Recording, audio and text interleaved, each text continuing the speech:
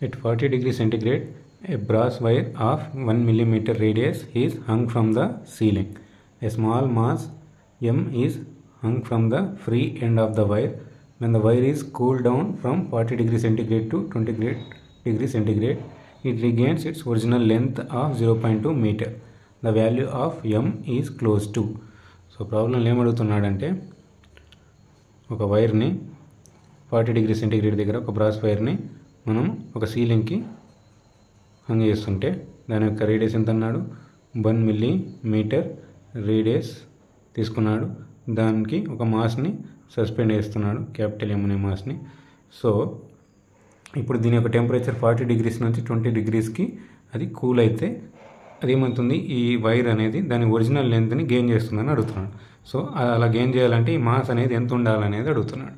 So first of all Young మాడ్యులస్కి equation రాసుకోండి. y equals to F/A divided by delta L divided by L.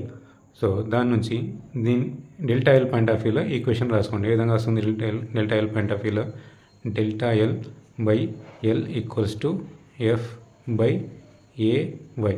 So దీని నుంచి delta Lకి equation రాసుకుంటే ఏమొస్తుంది FL divided by AY. కానీ మనకు డెల్టా L అంటే ఏంటిదో తెలుసు. ఏంటిది delta L? L into alpha delta T that is equals to FL by AY. So L gate cancel అవుతుంది. సో దీని నుంచి మనం ఆల్ఫా డెల్టా టీకి ఈక్వేషన్ ఏ విధంగా రాసుకోవచ్చు, F ప్లేస్లో ఏం తీసుకోవచ్చు M into acceleration due to gravity divided by AY young modulus. So finally మనకి ఏం కావాలి, మాస్ కావాలి. So mass point of equation రాసుకుంటే ఏమవుతుంది alpha delta T this AY divided by G. So alpha value ఏమి ఇచ్చాడు, coefficient of linear expansion. Alpha value ఎంత 10⁻⁻5. Delta T అంటే చేంజ్ ఇన్ టెంపరేచర్ 40 నుంచి 20 డిగ్రీస్కి చేంజ్ అయింది, అంటే 40 - 20 ఎంత 20.